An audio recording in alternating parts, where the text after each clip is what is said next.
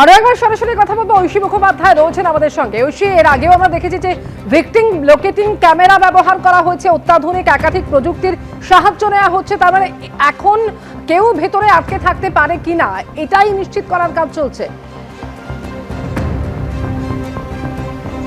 এটাই নিশ্চিত করার কাজ চলছে। সম্পূর্ণ এলাকাটাকে 4টে জোনে ভাগ করা হয়েছে। গতকালই জানিয়েছিলেন এনডিআরএফ এর আধিকারিক যে আমরা ছোট ছোট ভাগে 4টে ভাগে ভাগ করেছি সম্পূর্ণ এলাকাকে। একটা ভাগকে একবার করে চেক করা হয়েছে এবং তার পরবর্তী সময় সেই জায়গা আরও এক দফা চেক করা হবে। সেখানে দেখা হবে যে আর কোনো প্রাণের সন্ধান মিলছে কিনা। তার পরবর্তী সময় সেই জায়গাকে ছাড়পত্র দেওয়া হবে এবং সেভাবেই কিন্তু ম্যাসিভ কাটিংয়ের দিকে তারা এগিয়ে যাবেন, এমনটাই জানিয়েছিলেন এনডিআরএফ এর আধিকারিক। এবং আজকে সকাল থেকেও কিন্তু আরও একবার প্রাণের তল্লাশি, প্রাণের হদিশ চলছে। যদি কেউ আটকে থাকেন তাদেরকে উদ্ধার করে তার পরবর্তী সময়ে কিন্তু ম্যাসিভ কাটিংয়ের দিকে তারা এগোবেন।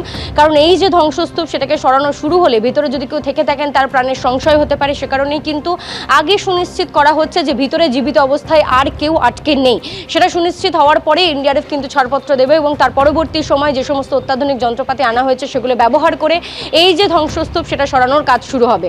আজকে সকাল থেকে সেই মোতাবেক কিন্তু, অর্থাৎ যে প্ল্যান অফ অ্যাকশন তাদের রয়েছে সেই মোতাবেকই কিন্তু দেখা যাচ্ছে যে তারা শুরু করে দিয়েছেন সেই তল্লাশি অভিযান। গতকালও যেভাবে হচ্ছিল যে নিবিড় তল্লাশি তারা করছিলেন প্রত্যেকটা সেকশন ধরে ধরে, যে এখানে আর কেউ আটকে রয়েছেন কিনা, তাদের যে সমস্ত অত্যাধুনিক প্রযুক্তি রয়েছে সেগুলোকে ব্যবহার করে তারা লোকেট করার চেষ্টা করছিলেন।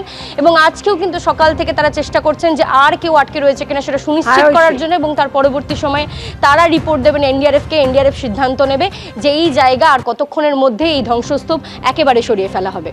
ধন্যবাদ ঐশী।